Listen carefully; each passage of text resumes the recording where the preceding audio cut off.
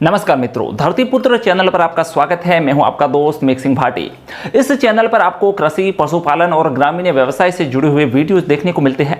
इसी क्रम में आज के वीडियो में हम बात करेंगे कि अगर आपके पशु को कुत्ता काट ले तो इसका पशु पर क्या प्रभाव पड़ सकता है और इन परिस्थितियों में पशु का उपचार किस प्रकार से किया जा सकता है। तो सबसे पहले मैं आपको रेबीज के बारे में बताता हूं।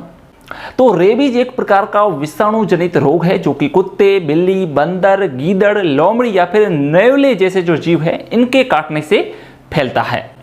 मैं आपको बता दूं कि जो जानवर रेबीज से ग्रसित होता है उसकी लार में रेबीज का विषाणु सबसे ज्यादा पाया जाता है।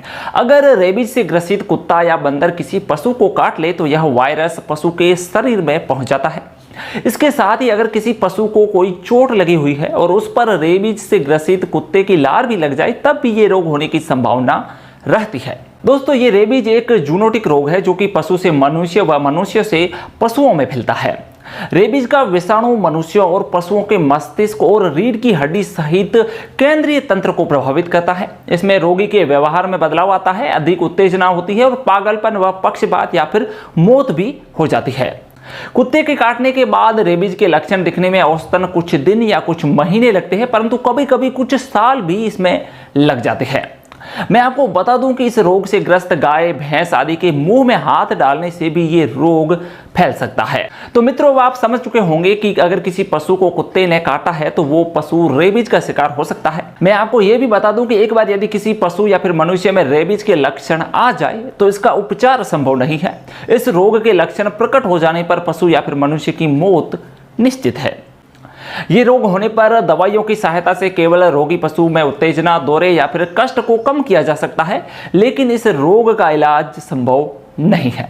तो कुल मिलाकर कहने का मतलब यह है कि इसकी जो रोकथाम है वो ही एकमात्र उपाय है, यानी कि जैसे ही किसी पशु को कुत्ता काटे तो तुरंत ही एक्शन लेने में भलाई है।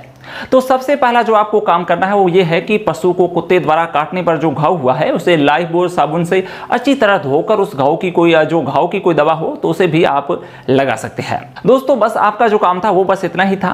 आगे घरेलू नुस्खे आजमाने के बजाय पशु को एंटी रेबीज के टीके लगवाने हैं, क्योंकि जिस कुत्ते ने पशु को काटा है उसमें रेबीज के विषाणु हुए तो आगे पशु को रेबीज होने की पूरी संभावना है। मैं आपको बता दूं कि एंटी रेबीज का पहला इंजेक्शन कुत्ते के काटने के 24 घंटे के अंदर लगवाना चाहिए। इसके 3 दिन बाद दूसरा और 7 दिन बाद तीसरा इंजेक्शन लगाया जाता है।